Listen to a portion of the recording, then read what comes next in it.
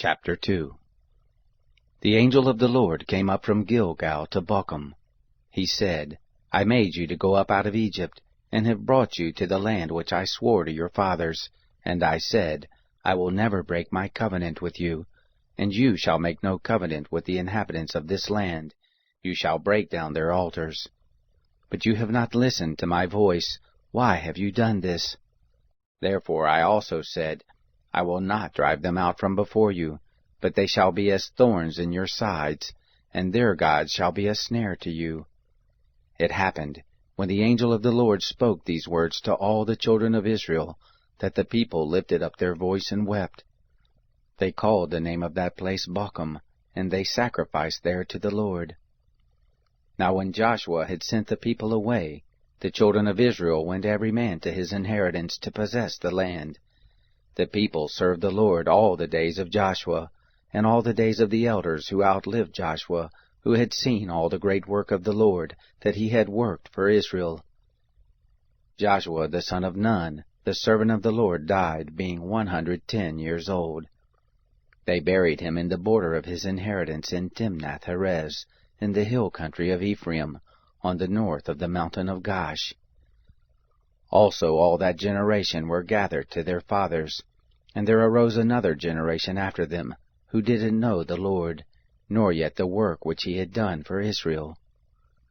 The children of Israel did that which was evil in the sight of the Lord, and served the Baals, and they forsook the Lord, the God of their fathers, who brought them out of the land of Egypt, and followed other gods, of the gods of the people who were round about them, and bowed themselves down to them, and they provoked the Lord to anger.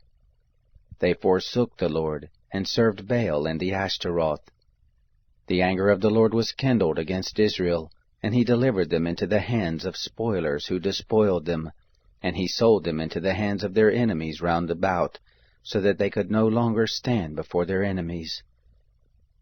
Wherever they went out, the hand of the Lord was against them for evil, as the Lord had spoken, and as the Lord had sworn to them, and they were very distressed.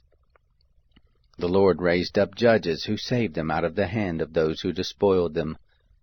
Yet they didn't listen to their judges, for they played the prostitute after other gods, and bowed themselves down to them. They turned aside quickly out of the way in which their fathers walked, obeying the commandments of the Lord, but they didn't do so. When the Lord raised them up judges, then the Lord was with the judge, and saved them out of the hand of their enemies all the days of the judge.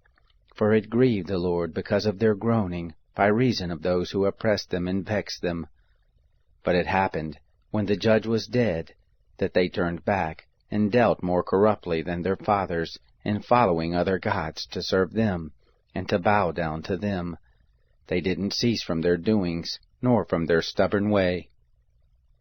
The anger of the Lord was kindled against Israel, and he said, Because this nation has transgressed my covenant, which I commanded their fathers, and have not listened to my voice, I also will not henceforth drive out from before them any of the nations that Joshua left when he died, that by them I may prove Israel, whether they will keep the way of the Lord to walk in it, as their fathers did keep it, or not.